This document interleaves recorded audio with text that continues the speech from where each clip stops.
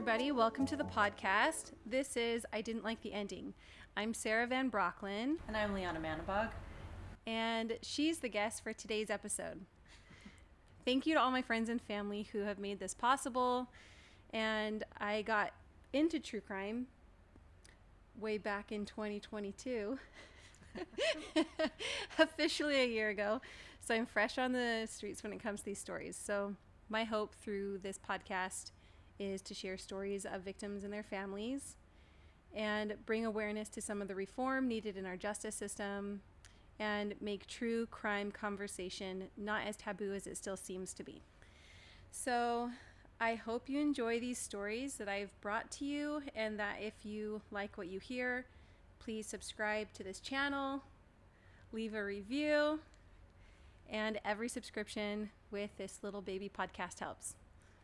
So thank you so much for listening. All right, Lianna, would you like to give a little intro of yourself? Yeah.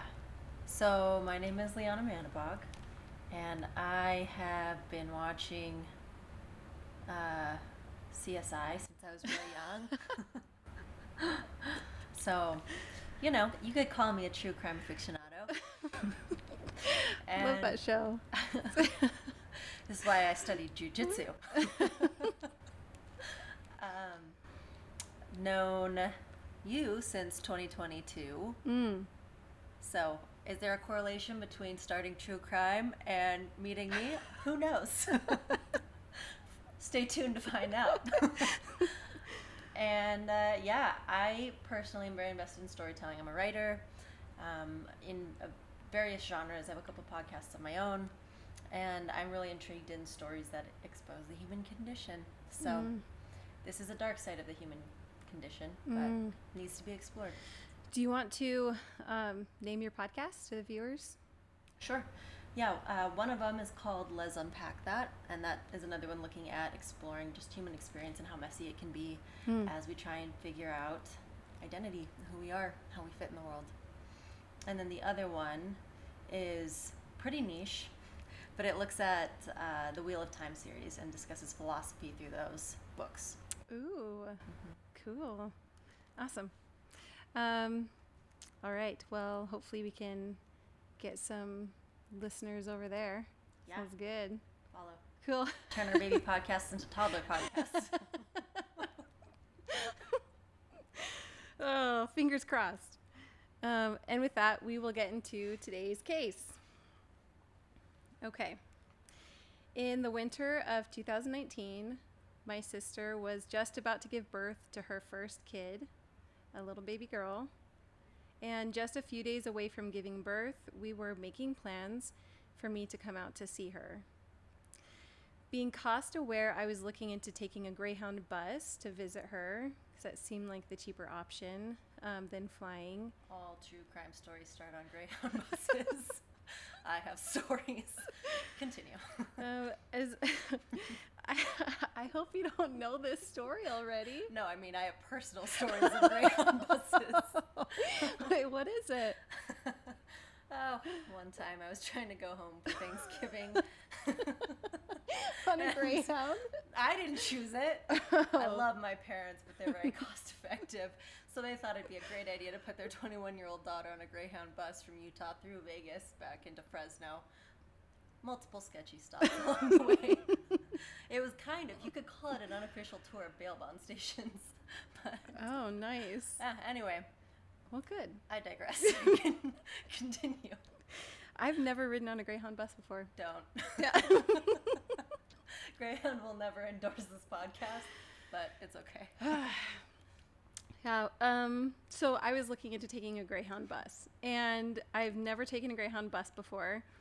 And I told one of my friends about my plans to go visit my sister to see her new baby, and this would be the first time that I was introduced to today's case.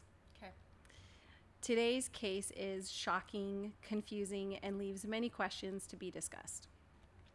On July 30th, 2008 at 8:30 p.m., the Royal Canadian Mounted Police, or RCMP, in Portage la Prairie received a report of a stabbing on a Greyhound bus west of the city. They arrived to find the suspect still on the bus The other passengers were huddled at the roadside, some of them crying and vomiting. Inside of the bus, the suspect would hold up the decapitated head of our victim and display the severed head to those standing outside the bus. He'd then return to the body, severing other parts, and consume some of the victim's flesh. Wow. Timothy Richard, or Tim McLean Jr., was born October 3rd, 1985 in Winnipeg, Manitoba. He grew up both in Winnipeg and in, I think it's called Ely, Manitoba.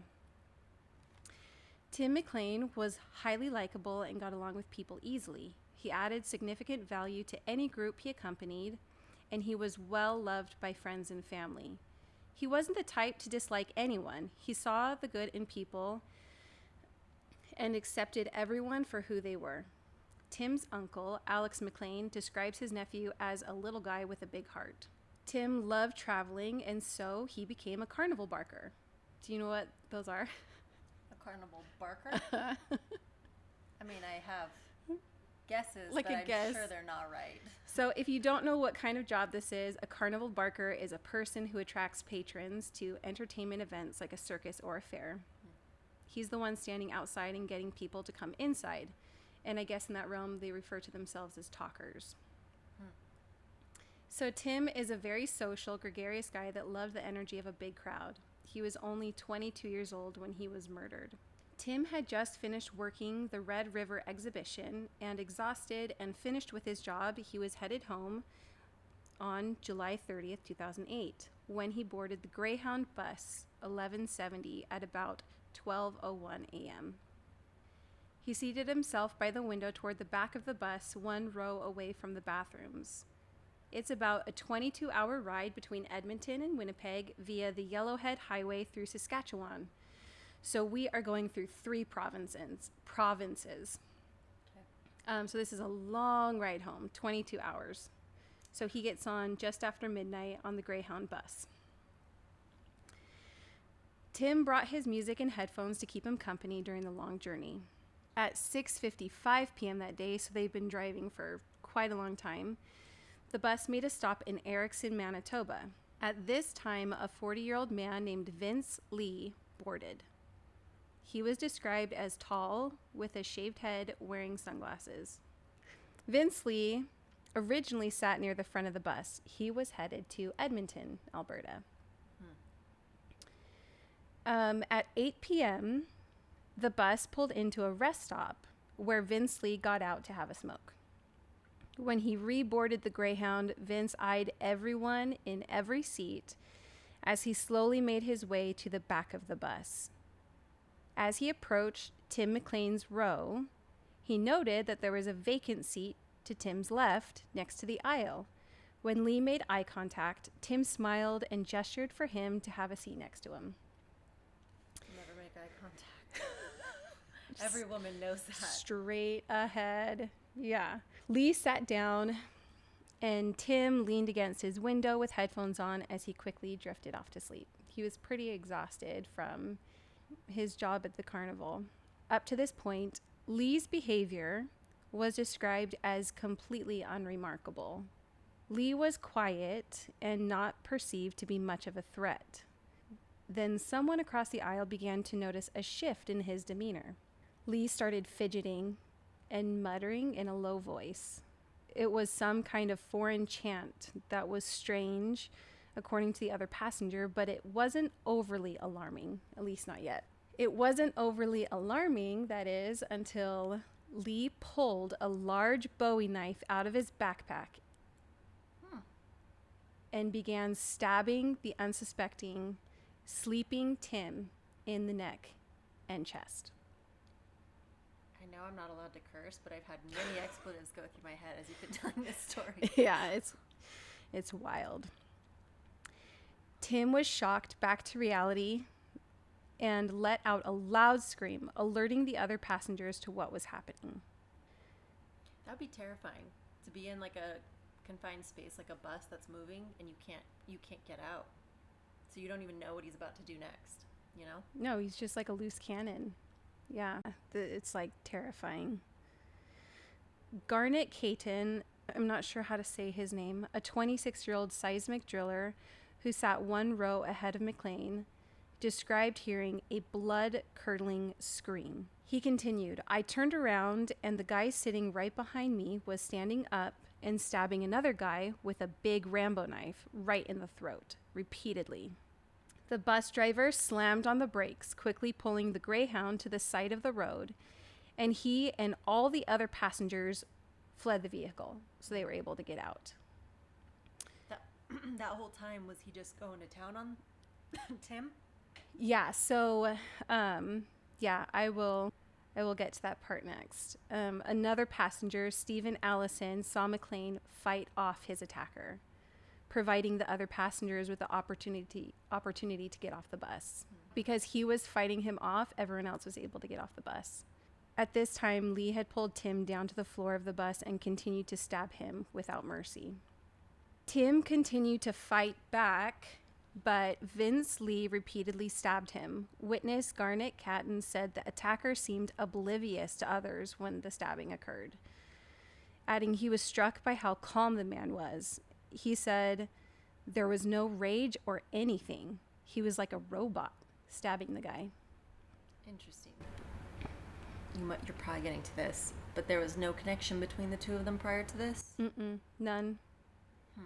Yeah. Okay, I have so many questions, but... Yeah, I mean, you can ask them, and then I can say, like, whether or not I'm going to get to it, but anything that we went through so far, like, it's kind of sad. It is super sad. Were, like, there drugs involved? Did he have a history of, like, mental illness? Oh, yeah. Yeah, there's... Those are good questions, and yes, we're going to get to that for sure. The mental illness thing is something that plays a big role in this situation that kind of... Yeah, it plays just a really big role in the situation. The 30-plus passengers of the Greyhound bus 1170 stood on the side of the Trans-Canada Highway about an hour west of Winnipeg. They watched in horror as the tragic events continued to unfold on the bus before them.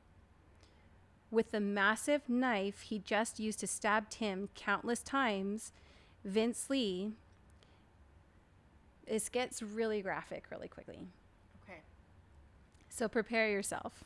With a massive knife he just used to stab Tim countless times, Vince Lee began to saw and hack at the neck of McLean's lifeless body.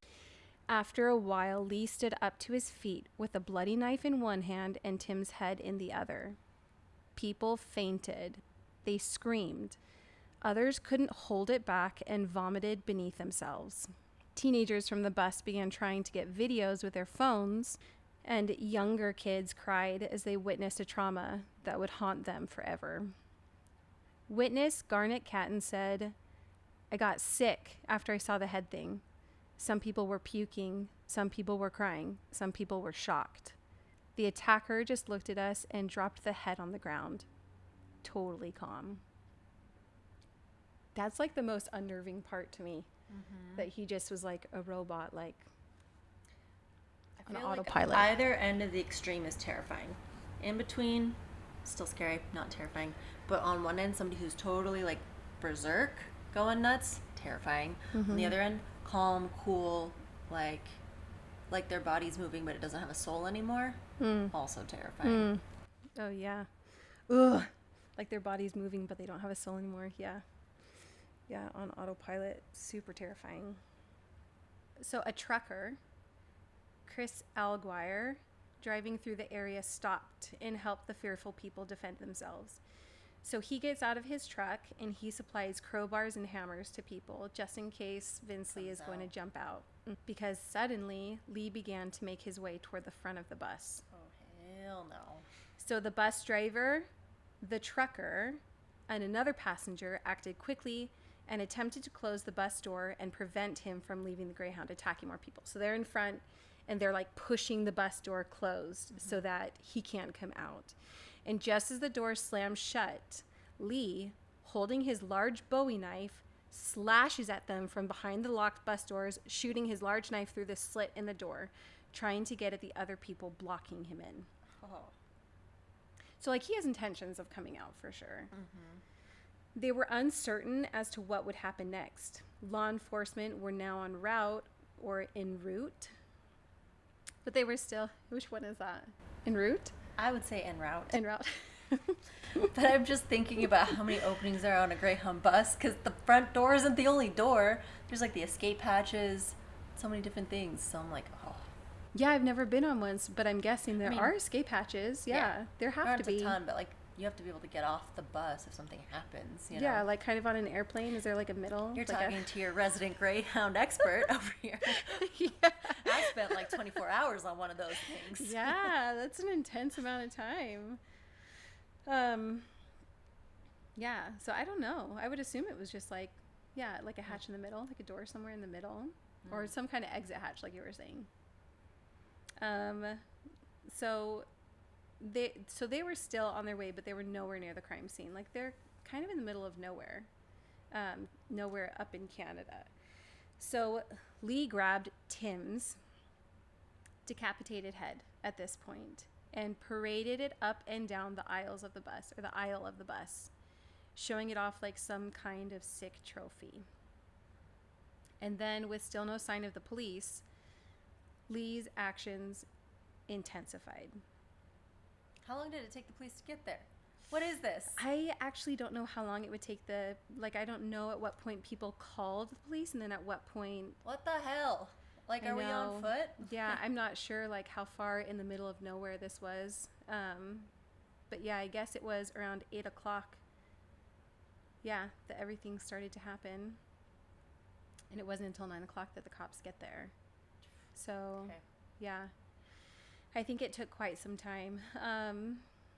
Enough for him to still, like, start doing other crazy stuff. So his actions intensified.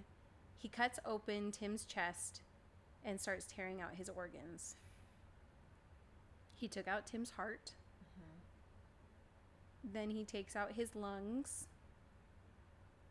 Then he takes out his liver. And finally rips out his intestines.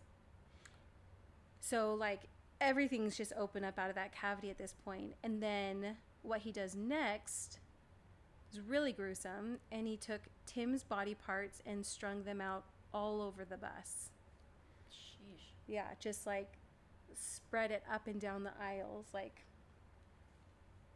garland, I guess. And the other passengers could do nothing but watch in shock.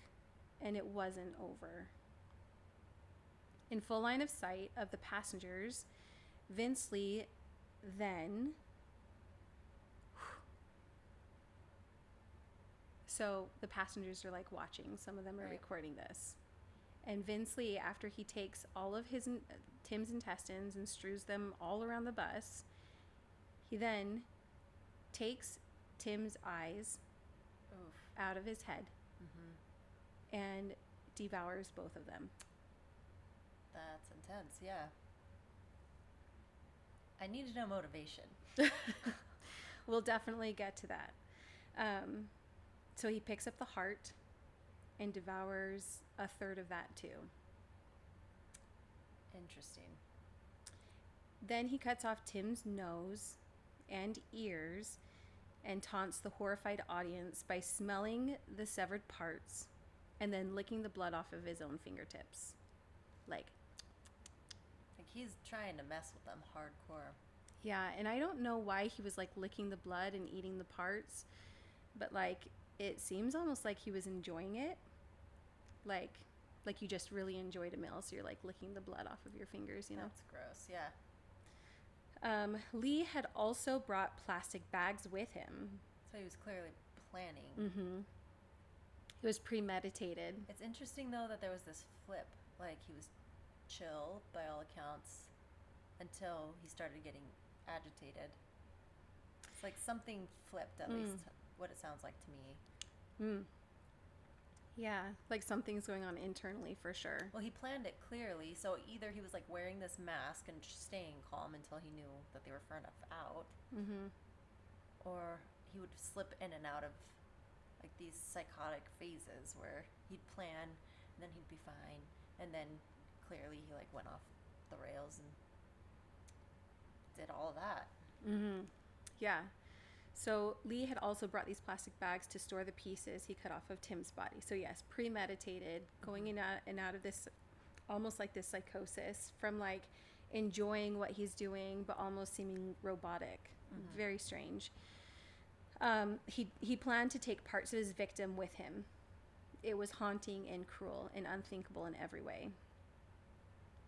At 9 p.m., emergency services arrived and immediately contained the scene while attempting to reason with Vince Lee. Negotiations proved to be fruitless. Vince Lee simply would not comply. He stated to the police, "I have to stay on this bus forever." As he continued to dissect Tim McLean for hours. So emergency services came. They were on the scene and they were like helping the other passengers, and it was hours. Like Vince Lee was just on the bus continuing to just mutilate the body. Was he saying anything to anyone else at the time? Was he still like taunting them through the windows? Yeah, I think he continued to just, like, in full view of everyone, he continued to like desecrate the body for sure. Brutal. Yeah, so he wasn't trying to hide anything at all at this point. Non-present SWAT team members would later criticize the team in charge for not putting Lee out and taking care of the situation sooner. I mean, honestly, that's one of the things that's sticking out to me is that he's sitting in this bus. He can be in there for hours doing this. And, like, there's been a lot of commentary around police brutality at this point, like how situations are handled, and how is he left to his devices on the bus for hours like that? He was clearly a threat and violent. That makes no sense to me. And he even tried to like escape the bus and go after other passengers at one point. Yeah. So yeah, on one hand, I do agree with that sentiment, and Lee was armed and he like had already cut up, decapitated, and ate another human. Yeah. And he was dangerous, he was threatening, and he continued on his rampage for hours. Who knew who else he would have harmed? And then on the other hand, there are others who think that shooting him would have been unjust, it would have been unnecessary, and it would have left so many things unanswered. Like, why? Why did he do this? What was the motivation? Like, were they connected? Were drugs involved? What was happening? So they made a decision, and I guess, like, we'll never know, like, why they made that decision that day. Sure. But they did kind of go through the ringer on it. At about 1:30 a.m. So, like, a lot of hours, yeah. Yeah. After the police seemingly getting nowhere, Vince Lee breaks a window on the bus. He's like surrounded by this SWAT team. So he breaks the window on the bus and he tries to like make a run for it. So at that point, he's tased twice. And then a canine officer takes him down. So proud of that good boy or good girl, whoever it was. Yeah. I mean, I still am like dumbfounded that he was only tased, but okay. Yeah, can you imagine being tased twice? Like, I'm just saying, if somebody had decapitated a body, paraded it around a head, eaten it, shown attempts to come out and like perpetrate more violence, how is he only tased? I know. Well, this is in Canada, and like Fair. Stereotypically, maybe the Mounties are nicer. I don't know. Do they apologize while tasing him? I don't know. Do Canadian police apologize? Probably. They're like, I'm so sorry. It's just my job. I'm just saying that's the stereotype. Keeping the peace. So the crime scene was finally analyzed and the traumatized witnesses were questioned. Tim's nose, ears, and tongue were all found in Lee's pockets. He took them as like little treasures of his victim. And Lee, who had injured himself in the cannibalizing and killing of our victim, was taken straight to the hospital to treat his injuries. Greyhound representatives had to take the passengers to a local store and replace their clothes since everything on the bus was now evidence from being part of the crime scene. So they were being taken care of. And it wasn't until 3:30 p.m. the next day the exhausted passengers finally arrived at their destination in Winnipeg to the worried arms of their loved ones. And Tim's mother, Carol, was informed by her ex-husband that Tim would not be coming home. She had learned what had happened on the bus the night before while listening to the radio, and she prayed over dinner that it wasn't her son. And unfortunately, we know that it was, and she was devastated and inconsolable. Did she found out hopefully before like passengers arrived, or did she have to show up to the bus station hoping he'd be there, kind of thing? It just said she was informed by her ex-husband, so I'm guessing it wasn't when all the passengers arrived.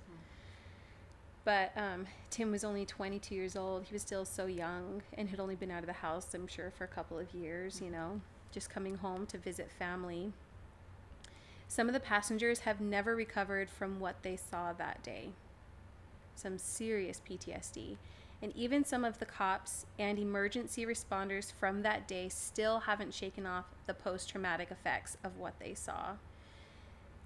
All Tim's family could do at this point was push for justice, that Vince Lee would be held accountable for what he had done, which was absolutely destroying their son's entire future, as well as the trauma inflicted on the other passengers. Because there were, I think, 35 other passengers on the bus that day that just were completely impacted by what had happened. Yeah, I don't know how you bounce back from that. So I'm going to talk about Vince Lee and some of his background now. Vince Weiging Lee was born in Dandong, China on April 30th, 1968. Lee immigrated to Canada from China on June 11th, 2001, although some newspapers erroneously reported 2004. So there's conflicting sources on that. He became a Canadian citizen on November 7th, 2006. He worked in Winnipeg in menial jobs at Grant Memorial Church for 6 months to support his wife, Anna. Pastor Tom Castor,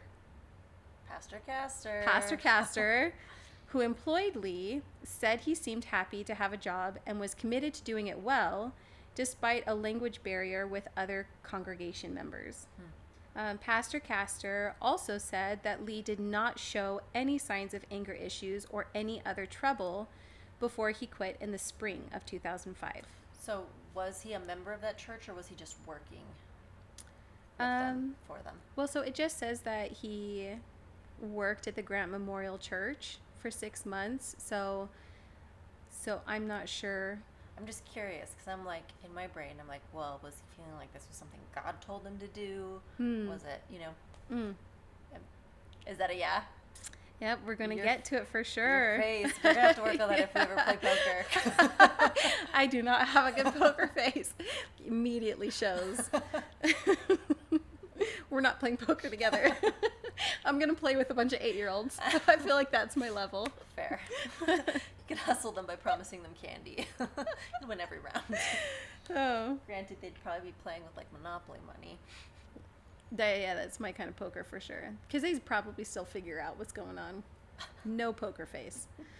So Lee first moved to Edmonton in 2006, leaving his wife alone in Winnipeg until she joined him later. His jobs included service at a Walmart, at a fast food restaurant, and newspaper delivery. His delivery boss, Vincent Augert, described Lee as reliable, hardworking, and not showing any signs of trouble. 4 weeks before the murder, he was fired from Walmart following a disagreement with other employees. Shortly before the incident, Lee asked for time off from his delivery job to go to Winnipeg for a job interview. Is there more detail around this disagreement? Because it feels like... There wasn't that I saw. I mean, there might be, but... Because it feels like pretty... From some other sources. Abrupt to fire somebody just for having a disagreement on the job, unless there was some kind of violence or acting out, you know? Yeah, so there wasn't anything that I saw, but there could be more on the sources out there. At midnight on July 28th in Edmonton, Lee boarded that Greyhound bus bound for Winnipeg. On July 29th, around 6 p.m., Lee got off the bus in Erickson, Manitoba, with at least 3 pieces of luggage and stayed the night on a bench next to a grocery store. So right now we're the day before the murder. And he had just gone to Winnipeg for that job interview. So he stayed the night on this bench next to a grocery store, and he has 3 pieces of luggage. According to one witness, he was seen at 3 a.m. sitting bolt upright with his eyes wide open. That's terrifying as well. Yeah, just strange behavior. And like, yeah, I mean, sometimes you can't help, like, if you don't have any other like accommodations, and he's like trying to find a job interview or going to the job interview, and he's taking the Greyhound, like he's trying to be very careful with his money. So sleeping on the bench, like I can understand sometimes that happens. Sure. I mean, I get waking up in the middle of the night. Sometimes you even startle, right? And so like you might, but at least the way that account sound like possession-y, like.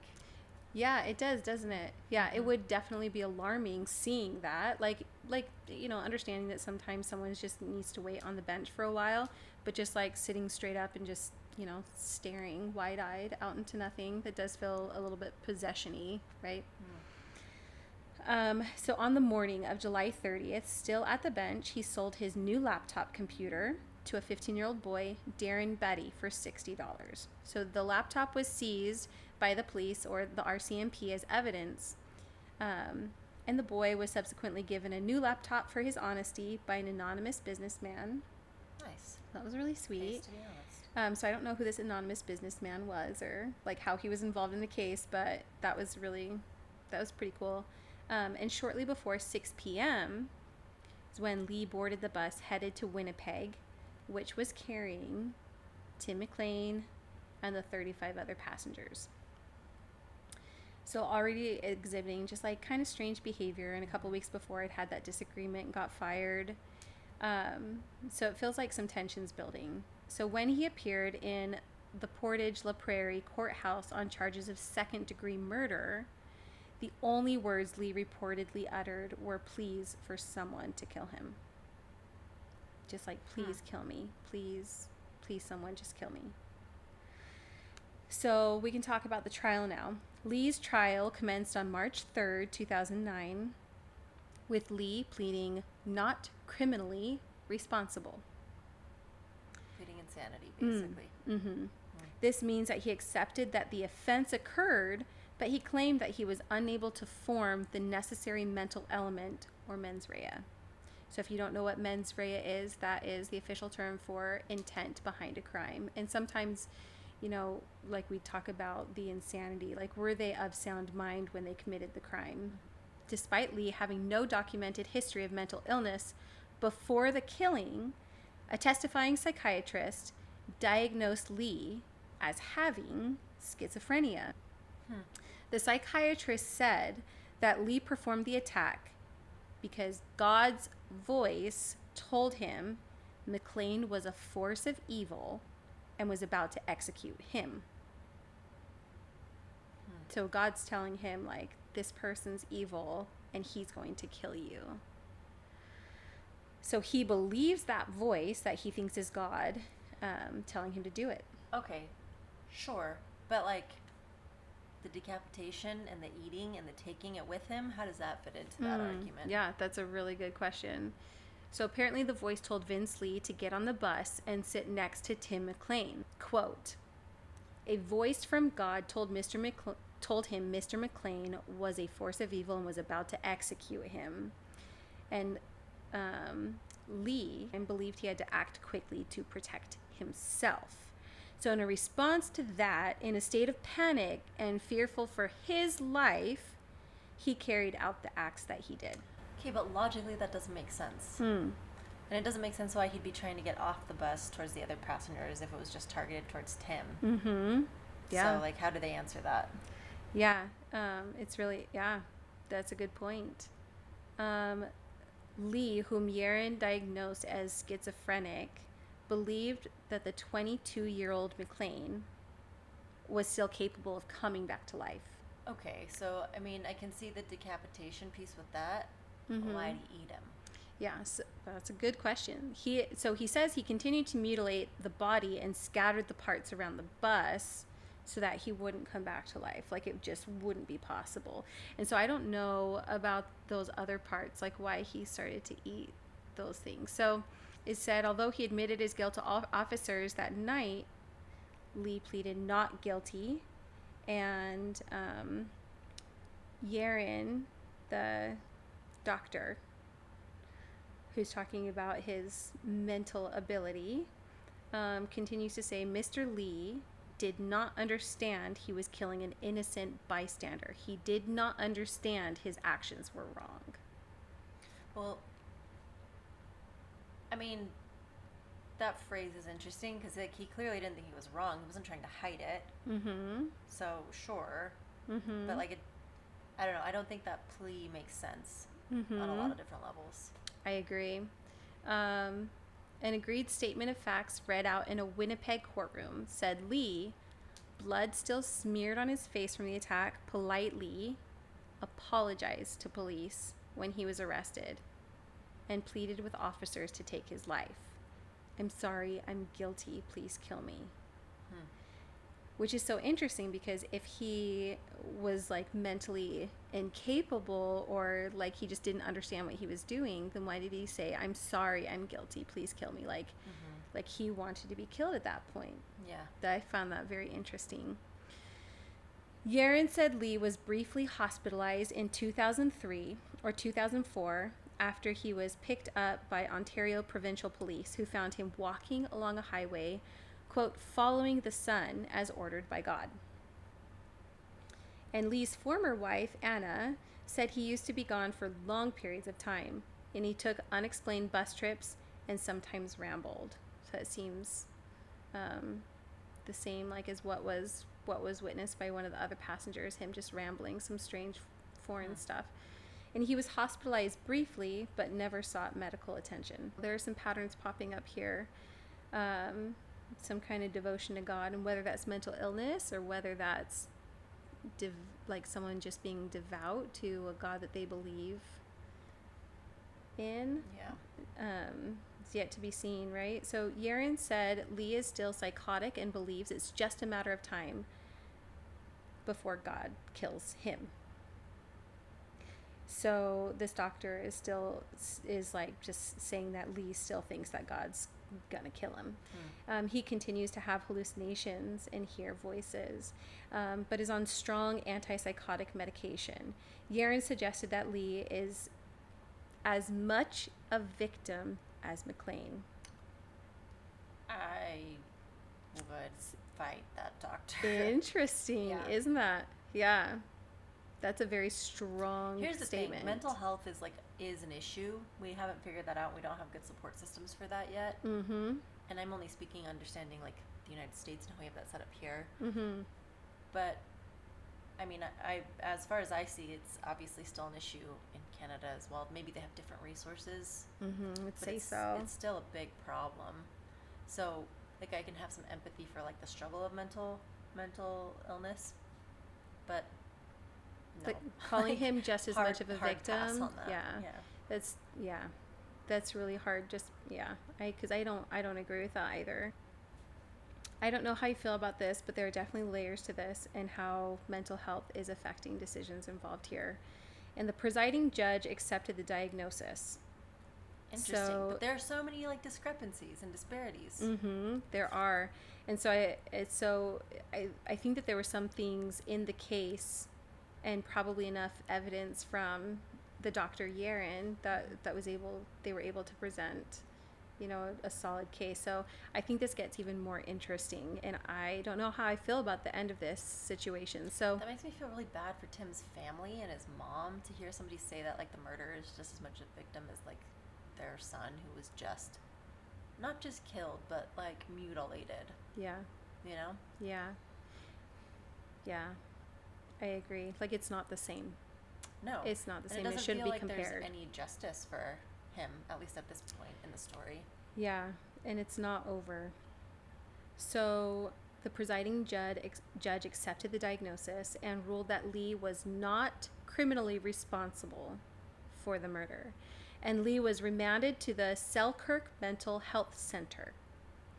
So though he had not fully emerged from the psychotic phase, the psychiatrist said that Lee was beginning to realize what he had done. So there was still probably some psychosis. I don't know if, yeah. Though he cannot accept, Vince Lee cannot accept that he cannibalized McLean. He cannot accept that he actually ate this other person. I mean, human brains are kind of crazy. Like, there's things that we block out if it's too traumatic for us to, like, recognize that. Yeah. You know? Yeah. So, I can concede that to a point, I suppose. Because, like, how do you sit with yourself knowing that you did that? And also, there's too many things that are mismatched. And maybe I don't understand enough about mental illness to...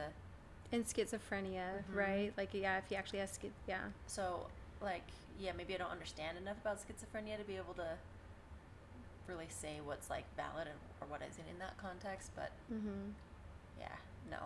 Yeah, it just sounds like, too, so Vince Lee had been an immigrant, and then he became a Canadian citizen, and I don't know what Canada's health laws are like as far as that, but he didn't get help. And he did have schizophrenia, and he needed to be medicated, but he wasn't. And so I can see him being victim of, like, a broken system in that way. Sure. But and yeah. I mean, maybe in those instances you would come in and out of, like, lucidity. Lucidity, yeah. And so in those moments where he's apologizing, maybe he was lucid. And in those moments where he's denying or still thinks God's going to kill him or whatever. Like, I get that logic doesn't necessarily apply in this context, you know? Yeah. But that's hard to swallow. Yeah, it really is. I agree.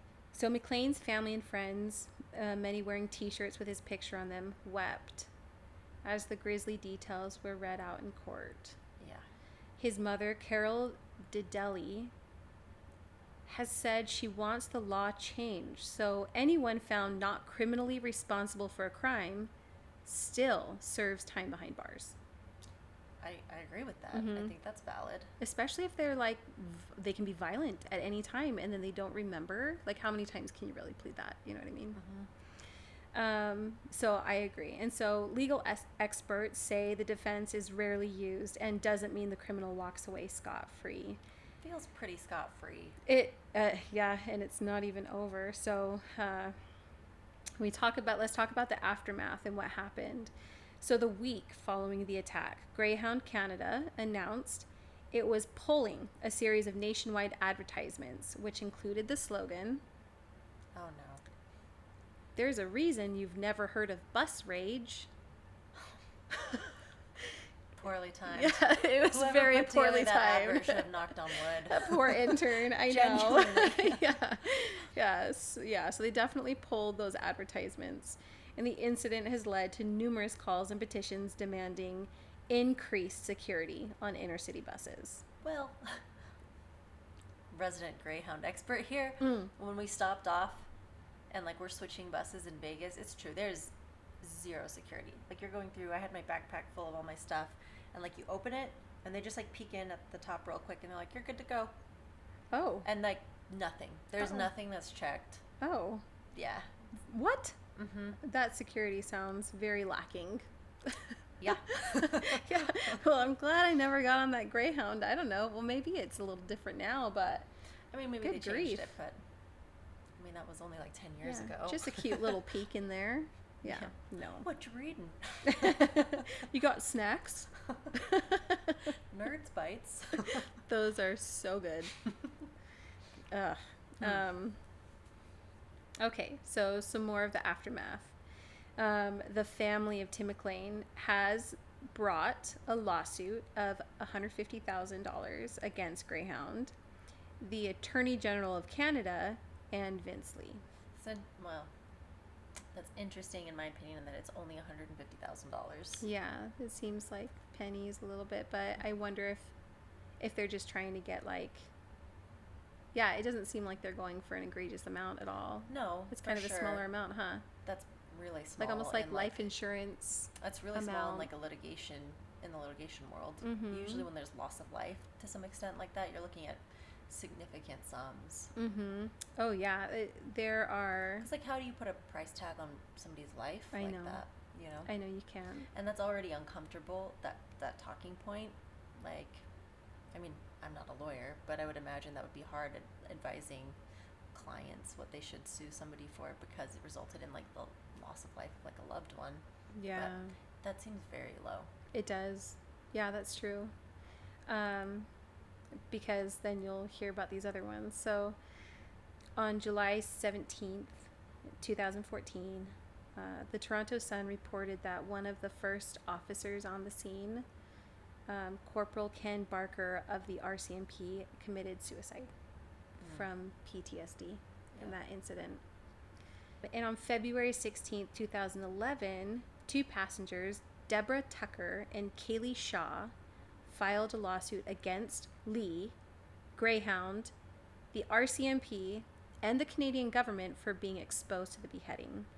And they were each seeking $3 million in damages. I mean, I get it, but that makes me angry because the family didn't even go for, like, close to that. And they lost the most. Yeah. Yeah, so, and then it was 4 years later, the two women dropped their lawsuit. So I think they knew they weren't going to get much out of that. But yeah, people were, like, really angry being exposed to that kind of stuff. And it's interesting that they were also suing the RCMP for, I mean, I'm sure there must have been negligence. And then on June 3rd, 2010, Lee was, okay, so this is 2010. Lee was granted supervised outdoor walks within his mental health facility as voted by the Provincial Review Board. So, sorry, refresh my memory. How long after the murder? Okay, it was 2008. So the murder happened on July 30th, 2008, and then it was 2010. So 2 years later. Yeah, not even the 2-year anniversary later, he was granted supervised outdoor walks within his mental health facility. Who's supervising him? An RN? Like, yeah, I don't know, like a CNA or something. I don't know, like a little volunteer. I don't know how they do it in Canada, but he was supervised. And then a year after that, in May, Lee was responding so well to his psychiatric treatment that his doctor recommended he receive more freedoms, phased in over several months. So then in 2012, another year later... Is nobody going to look at the fact that he took plastic bags with him? He killed somebody else, didn't he? Right? Like, why did... It does feel so premeditated. Like, he took plastic bags with him. That's another thing that was so strange about this case. Did he kill somebody else? I don't know. I don't think so. But, so we have another year later... that Lee had been granted temporary passes that would allow him out of the Selkirk Mental Health Center. So now he's able to leave the grounds for visits to the town of Selkirk, supervised by a nurse and a peace officer. So he has two people with him, and he's able to actually have these temporary passes, and he goes out amongst the public. This is just bringing up rage. Yeah, we might need a... yeah, there are some things about that are shocking. So, and then 2 years after that, on March 6th, Lee would be allowed, this is in 2014, Lee would be allowed to have unsupervised visits to Selkirk. Unsupervised. He's by himself walking around the town off of the mental health facility, starting at 30 minutes and then expanding to full day trips. And since 2013, he had been allowed to have supervised visits to Lockport, Winnipeg, and nearby beaches. On February 27th, 2015, Lee was given unsupervised day passes to visit Winnipeg so long as he carried a functioning cell phone. And then in May of that year, so just a couple months later, Lee is granted passes to group homes in the community. And then in February of the following year of 2016, Lee had legally changed his name. So now he goes by Will Lee Baker. And he was seeking to leave his group home to live independently. So he wants to be by himself, change his name completely. And he won the right to live alone on February 26th of 2016. So he's still he's legit right now bouncing around. Yeah. So on February, and then it's not over. So on February 10th of 2017, the Manitoba Criminal Code Review Board granted Vince Lee an absolute discharge, and there will be no legal obligations or restrictions pertaining to Lee's independent living. So he's under a new name. He has complete freedoms. It's like he's living a life completely out. And so that's in 2017. He was granted complete freedom, no restrictions.